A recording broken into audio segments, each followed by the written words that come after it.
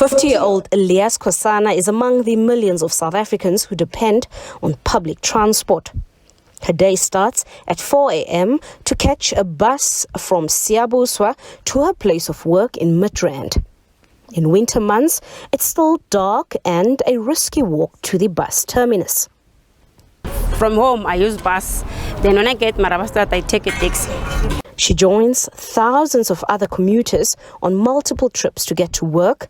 They too take a bus from Siyabuswa to the Pretoria CBD, then taxis to their various destinations. Her monthly bus ticket is just over 1,400 Rand. Her taxi fare is close to 100 Rand per week, bringing her total transport costs to just under 2,000 Rand a month. Sure. I don't know what to say because I don't have anything in my pocket. I just use for the transport just to buy food for my kids, but I can't do more than that. To pay my school fees, my kids' school fees and my kids' transport, that's all. Earning just under 5,000 Rand per month as a domestic worker, Khosana spends a considerable chunk of her income on transport. The single mother of three says the expected hike in public transport costs will cripple her financially. I lose my job that I was working 2020 when the COVID started. So from there I was not working. I started working this year. So that the things went up, anything went up. So I can't afford it, but because I want to work for my kids to raise up, I just try to work. Motorists are already feeling the pinch with the current petrol price. Preliminary data points to an increase of 3 Rand per litre from the end of this month. This could push the price of fuel to 25 Rand per litre, a move that will impact taxi fares. The industry is pleading for government intervention. The petrol, when it's going up, they destroy us in our lives, because when the petrol is going up, that means even us, we are going to increase our fares just to can afford to support our family.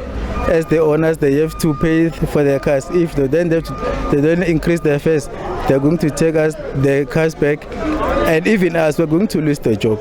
And for low-income earners like Khosana, this means even harder times ahead. They're gonna make the thing difficult for me because the food is expensive, the transport expensive, and I don't get enough money for that. Another taxi commuter shares her frustrations. It will affect me because of what? I'm a single parent. And then I have to use a taxi each and every day to go to work. And then also my kids are using a public transport to go to school. So their transport will go up, even mine. And then at the other side, financially, it will bankrupt me. As anxiety levels rise among motorists and public transport users ahead of the expected fuel hike, civil society and opposition parties have also urged government to find speedy solutions to the steep fuel price. There are fears that the tough economic period may lead to another wave of unrest in the country. Under normal circumstances, commuters, especially those who rely on taxis, would rather turn to rail services when the high petrol price badly affects public transport costs.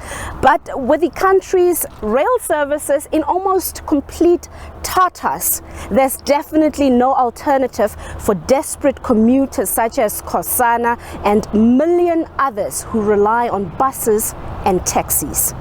Patricia Visagie, SABC News at the Kloofsig station in Pretoria.